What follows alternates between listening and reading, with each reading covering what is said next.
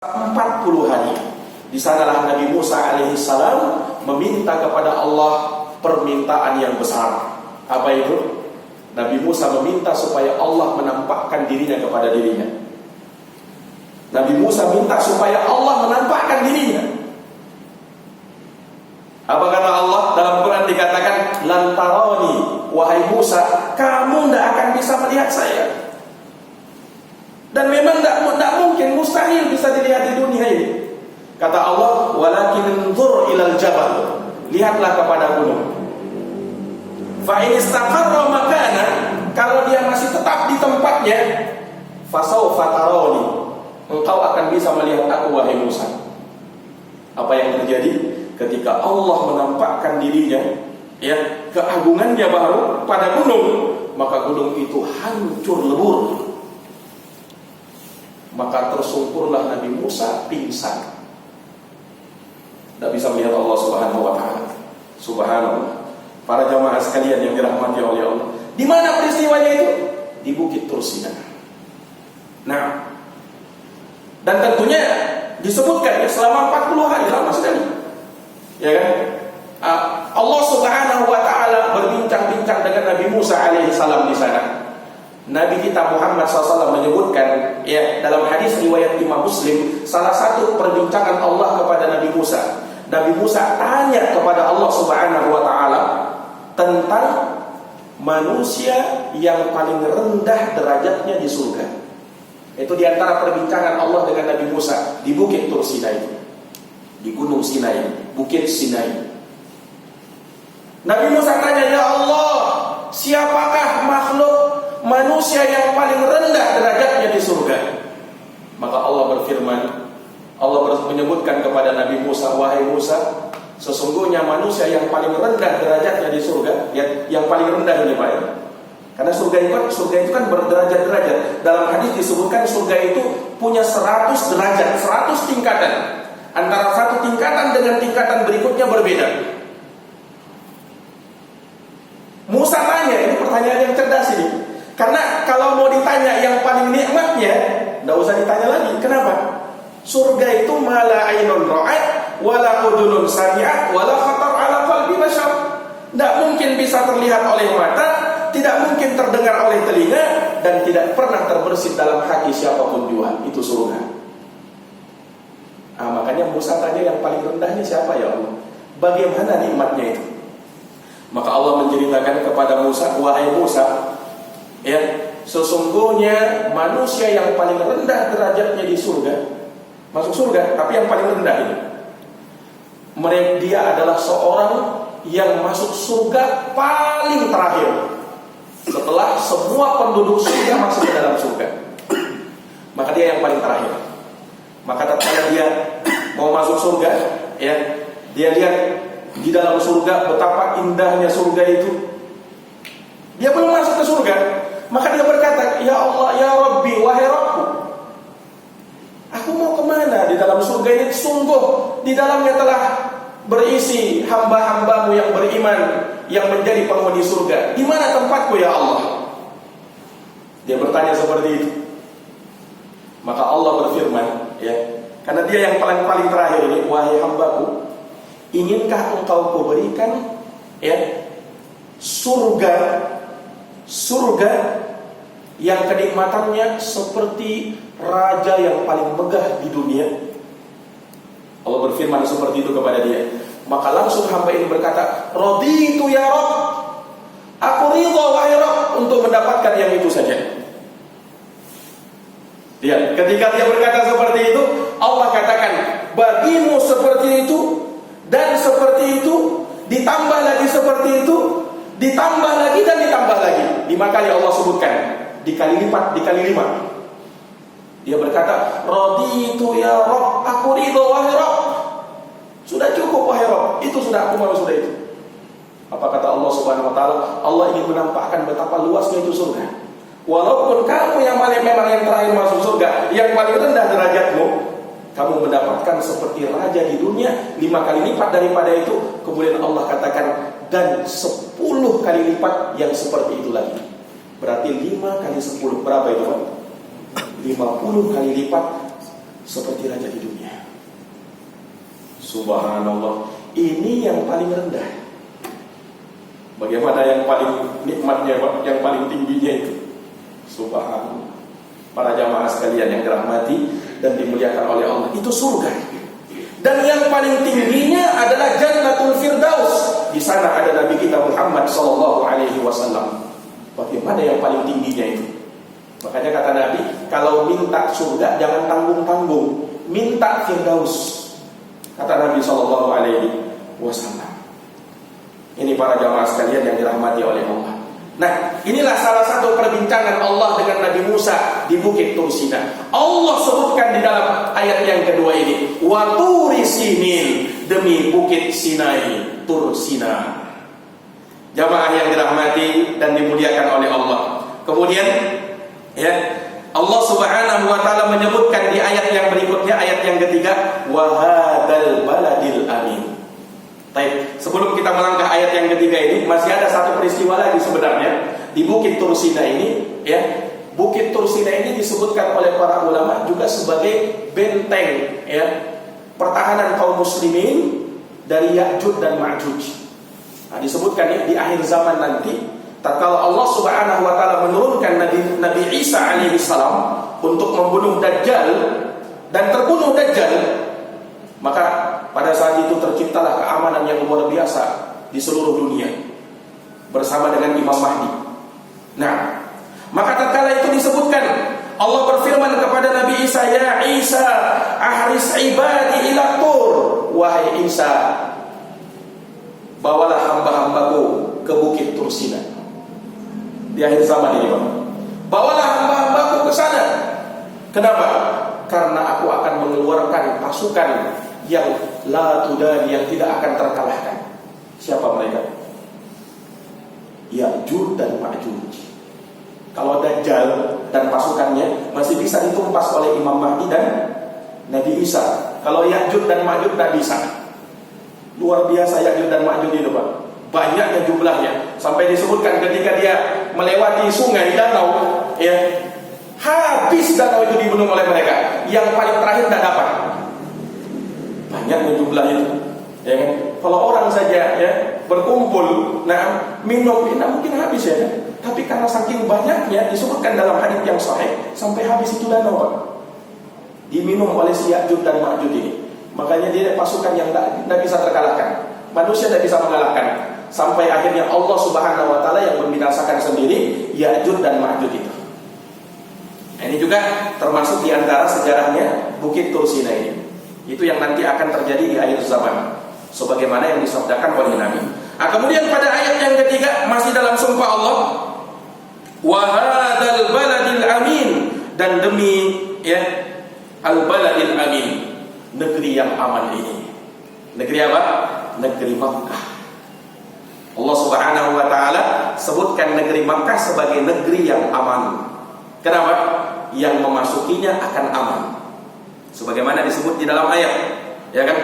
Dan Allah bersumpah dengan negeri ini, negeri Makkah, sebab negeri yang paling dicintai oleh Allah di dunia ini adalah negeri Makkah. Ahabbul biqa'i ilallah, ya, tanah dan tempat yang paling dicinta oleh Allah adalah Makkah. Nah, Allah jadikan aman di negeri tersebut, dan Allah mengamankan siapa saja yang ada di dalamnya. Maka sungguh istimewa Makkah ini, ya kan? Terlebih dengan adanya Masjidil Haram di dalamnya, ya kan? Luar biasa, menambah kemuliaan. Ya, Allah Subhanahu wa taala menciptakan bumi porosnya dari Makkah.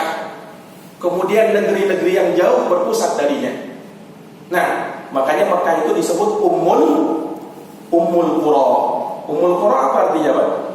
Induknya negeri-negeri yang lain. Ya, dan ulama tafsir juga menyebutkan bahwa Makkah itu adalah titik pusatnya bumi. Titik pusatnya bumi. Ya. Itu Makkah itu, terutama Ka'bahnya itu. Nah, makanya Allah jadikan hati manusia condong untuk ke sana. Kiblat kaum muslimin dimanapun mereka berada, ya, ibadah mereka, sholat mereka nanti sah kalau menghadap itu. Kalau tidak bisa, tidak diterima sholatnya. Ya kan? Allah jadikan kecenderungan manusia ke sana. Makanya tidak bisa dipungkiri, orang yang sudah menunaikan ibadah haji dan umroh ke sana pasti ada keinginan untuk kembali lagi. Ya kan, Pak? Ada daya tarik ke sana. Ini para jamaah sekalian yang dirahmati oleh Allah. Kalau kita tahu keagungan Bukit Tursina, ya kan, maka Makkah Masjidil Haram lebih mulia lagi, lebih agung lagi. Bayangkan Pak, Nabi SAW menyebutkan di Masjidil Haram ini, ya, solat di sana, kata Rasulullah, wa salatun fil Masjidil Haram afdal min mi'ati alf salat fi masiwah. Solat di Masjidil Haram lebih utama 100.000 kali solat dibandingkan masjid-masjid yang lain. Jadi kita solat 100.000 kali di Masjid Al-Husna ini baru bisa menyamai satu solat di Masjidil Haram. Bayangkan, ini sabda Nabi, Pak. Yang rendah setelahnya di Masjid Nabawi. Yang kedua, solat di masjidku ini, kata Nabi, sama dengan 1000 solat dibandingkan dengan masjid-masjid yang lain. Kita solat di sini 1000 kali baru bisa menyamai satu solat di sana. Dan yang ketiga, Masjidul Aqsa, setengahnya lagi 500 solat di Baitul Maqdis. Ini para jamaah sekalian yang dirahmati oleh Allah. Makanya Allah sebutkan ini. Dan perhatikan, Allah menyebut Makkah sebagai apa? Sebagai baladul amin, negeri yang aman. Nah, kita bisa lihat amannya itu, Pak. Negeri Makkah ini luar biasa, aman dari peperangan. Imam Qurtubi juga menyebutkan aman dari bencana seperti gempa bumi. Pernah Pak dengar di Mekah itu gempa bumi? Pernah dengar Pak? Tidak pernah ya kan? Kalau di Indonesia jangan ditanya lagi ya. Kalau di Makkah tidak. Itu disebutkan oleh Imam Al-Qurtubi rahimahullah. Makhluk bisa merasakan keamanannya. Jangankan manusia, hewan, tumbuhan bisa merasakan keamanan di sana. Makanya salah satu kekhususan kota Makkah, hewan-hewan yang ada di sana tidak boleh dibunuh, tidak boleh diburu. Jangankan mau diburu, jangankan mau dibunuh, jangankan mau ditangkap, diusir saja tidak boleh. Orang yang pernah ke sana tahu kan, Pak? Ya, banyaknya burung-burung di sana, ya kan? Nah di sana Pak, jangankan mau menangkap, ya, mau memburu saja, mengusir, nah, itu tidak boleh sudah, tidak boleh. Disebutkan di dalam Al-Quran, dan disebutkan dalam hadis, wala yunaffar sayduhu, tidak boleh diusir hewan-hewan yang ada di sana. Pohonnya tidak boleh ditebang.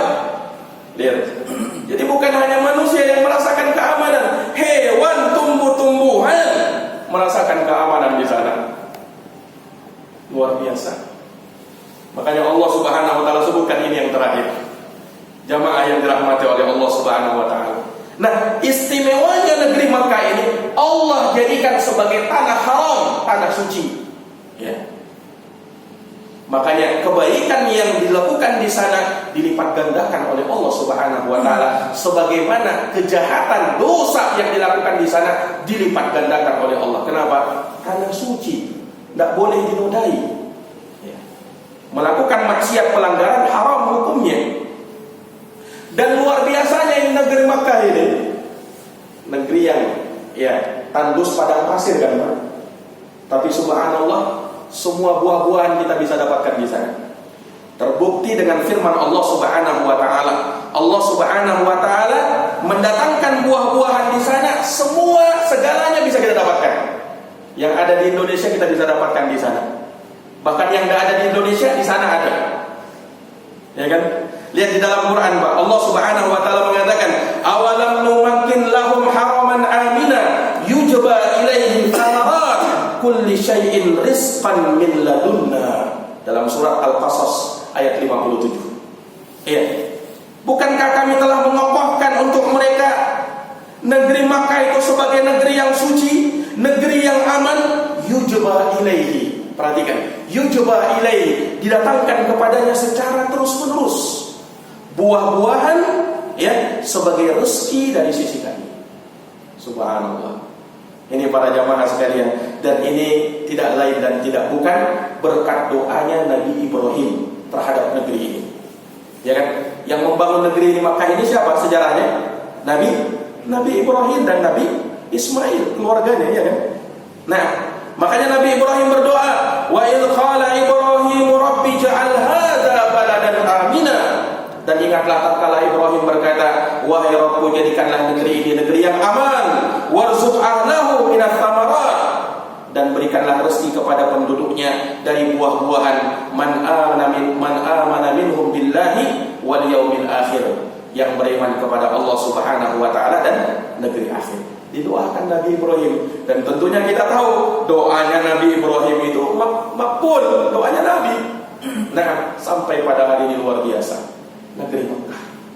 Makanya Allah bersumpah dengannya. Para jamaah sekalian yang dirahmati oleh Allah, kalau kita perhatikan 4 sumpah ini, Pak, demi buah tin, demi buah zaitun, watini wa zaitun, waturi sinin, demi bukit Sinai, wahadal baladil amin, dan demi negeri yang aman, Makkah. Ini kata ulama isyarat kepada Nabi dan Rasul Allah yang mulia. Perhatikan, watini wa zaitun, demi buah tin dan buah zaitun. Menurut penafsiran sebagian ulama, ini mengacu kepada tempat tumbuhnya buah-buahan ini yang terbanyak. Di mana? Di negeri Syam, ya kan? Nah, negeri Syam itu negerinya para nabi dan para rasul, terutama para nabi dan para rasulnya Bani Israel. Yang terakhirnya Nabi Isa alaihissalam, yang merupakan ulul azmi. Ya, itu yang pertama. Waturi sinin, ini mengacu kepada Nabi siapa? Nabi Musa alaihissalam, yang menerima wahyu di bukit Sinai. Wahadal baladil amin, demi negeri yang aman ini siapa? Mengacu kepada Nabi siapa? Nabi kita Muhammad sallallahu alaihi wasallam. Jadi isyarat kepada nabi-nabi ini, Pak. Lihat ya, ini makna yang mendalam dari ayat ini. Wattini wazzaitun, demi buah tin dan buah zaitun, waturi sinin, demi bukit Sinai, wahadal baladil amin, dan demi negeri yang aman ini, negeri Makkah. Ini sumpah. Tentunya kalau orang itu bersumpah, ada isi sumpahnya kan, Pak? Apa isi sumpahnya Allah ini? Di ayat yang keempat. Ini isi sumpahnya. Laqad khalaqnal insana fi ahsani taqwim. Sungguh betul-betul manusia itu kami cipta dalam bentuk yang terbaik. Inilah yang Allah ingin tegaskan. Pak, kalau Allah mengatakan tanpa sumpah, manusia itu dicipta dalam bentuk yang terbaik, percaya enggak? Kalau Allah mengatakan tanpa sumpah, manusia tercipta kata Allah dalam bentuk yang terbaik, percaya? Yakin kan 100%? Ya, kenapa Allah yang berkata begitu? Nah, bagaimana lagi kalau Allah mengatakan ini, berfirman dengan hal ini, mendatangkan sumpah? Tambah yakin tidak? Kan sumpah itu kan untuk meyakinkan, ya kan? Ada orang misalnya berkata, saya akan datang. Ada yang tanya, kamu betul datang? Sungguh saya akan datang. Ada yang masih meragukan, kamu betul-betul akan datang? Demi Allah, saya akan datang. Ini kan untuk menekankan kan?